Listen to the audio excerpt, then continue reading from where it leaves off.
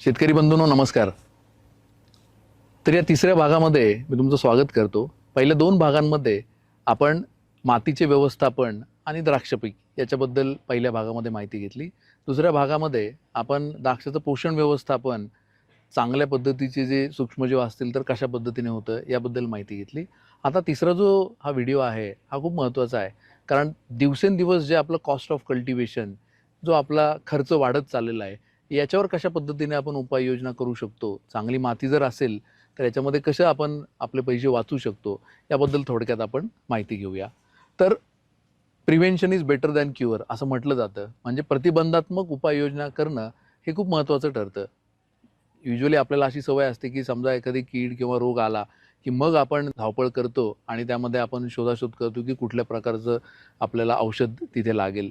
परंतु प्रतिबंधात्मकरित्या जर आपण काळजी घेतली तर निश्चितपणे आपल्याला आपला जो खर्च, आपला वेळ आणि आपल्याला आवश्यक असलेला कंट्रोल ह्या तिन्ही गोष्टी आपल्याला एकत्रच मिळणार आहेत. तर पहिला मुद्दा आहे की पोषण तत्वांनी उपयुक्त अशी माती जी आहे, म्हणजे सॉईल एनरिच विथ न्यूट्रिएंट्स, हे असणं खूप गरजेचं आहे. मग सेंद्रिय खतांचा वापर करून आपण ती गुणवत्ता आपण सुधारू शकतो. त्याच पद्धतीने माती परीक्षणाद्वारे आपण हेही बघू शकतो की आवश्यक पोषण तत्व आपल्या मातीमध्ये आहेत का. जर नसतील तर मग त्या उपाययोजना आपण करू.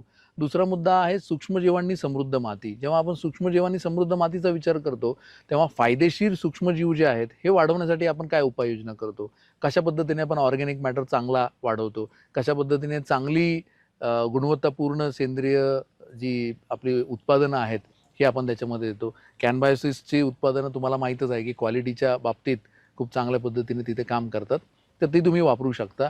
याच पद्धतीने मायक्रोरायझा आणि जैविक बुरशीनाशकांचा अवलंब करणं आपल्या हिताचं ठरतं.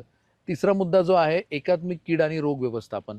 सो इंटिग्रेटेड पेस्ट मॅनेजमेंट जेव्हा आपण म्हणतो तर याच्यामध्ये हे बघणं गरजेचं आहे की आपल्याला फक्त आपण केमिकल किंवा फक्त बायोलॉजिकल हा उपाय नसून आपल्याला दोन्हीचा संगम करणं तिथं आवश्यक आहे. म्हणजेच काय की जैविक कीटकनाशकाचा प्रतिबंधात्मकरित्या आपण वापर करणं गरजेचं आहे. जिथं आवश्यक आहे तिथं आपल्याला जे केमिकल फंजिसाइड्स किंवा आपल्याला वापरायचे ते आपल्याला वापरावे पण लागतील. आणि रोगांचा प्रसार रोखण्यासाठी आपल्याला वेळेवर उपाययोजना करणं गरजेचं आहे. आपण रोज अनुभव घेतो की वेगवेगळं तापमान, म्हणजे काल थंडी होती तर आज पाऊस आहे, आता परत ऊन आहे. तर आपल्या वर जसा त्याचा परिणाम होतो तसा तो मातीवर सुद्धा होतो. त्याला स्ट्रेस असं म्हणतात. So abiotic and biotic stress त्याच्यामध्ये येतो.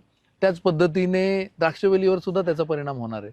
तर हे अवॉइड करण्यासाठी आपण स्ट्रेस मॅनेजमेंट तिथं करणं चांगलं आहे. आणि स्ट्रेस मॅनेजमेंट करण्यासाठी ताबा व्हायटरमोन तुम्हाला माहीतच आहे. आणि त्याचसोबत चांगली जोपासायची आहे आपल्याला माती, जे आपल्याला भविष्यात एक चांगलं उत्पन्न देऊन जाईल. जर आपण प्रतिबंधात्मकरित्या जर आपण या उपाययोजना केल्या तर प्रामुख्याने आपला जो कॉस्ट ऑफ कल्टिवेशन आहे, म्हणजे लागवड खर्च जो आहे याच्यामध्ये आपली बचत होईल.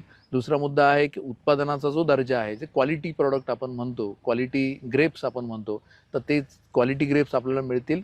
आणि तिसरं जे आहे हे इको फ्रेंडली, पर्यावरणपूरक. आपण कोणत्याही म्हणजे पर्यावरणाला कोणत्याही प्रकारची हानी पोहोचवत नाही आहोत आणि आपण मातीला सुद्धा समृद्ध करतोय. कुठल्याही प्रकारचे घातक गोष्टी आपण मातीला वापरत नाही. कारण जेव्हा आपण भविष्यामध्ये आपल्या पुढच्या पिढीला काय देऊन जाणार आहोत, तर आपण द्राक्ष बाग जी आपण लावली आहे ती आपल्यापर्यंत मर्यादित असेल, पण भविष्यामध्ये आपण माती जी आहे ही आपण तिथं आपण आपल्या पुढच्या पिढीला देणार आहोत. तर ती माती चांगली असणं खूप गरजेचं आहे. आणि आजचा जो दिवस आहे वर्ल्ड सॉईल डे, म्हणजे जागतिक मृदा दिन, या निमित्तानं मी सर्व शेतकरी बांधवांना, सर्व द्राक्ष बागायतदार बंधूंना मी विनंती करतो की आपण माती जोपासण्यासाठी चांगले उपक्रम राबवणं खूप गरजेचं आहे. आमचाही या निमित्ताने हा एक प्रयत्न आहे की आजच्या या जागतिक मृदा दिनानिमित्त मी थोडक्यात तुम्हाला मातीचं व्यवस्थापन किंवा माती का महत्त्वाची आहे आणि आपण चांगल्या सूक्ष्मजीवांचा वापर करून कसं मातीचं संवर्धन करू शकतो याबद्दल मला तुम्हाला तुमच्याशी संवाद साधण्यामध्ये खूप आनंद वाटला. धन्यवाद. थँक्यू.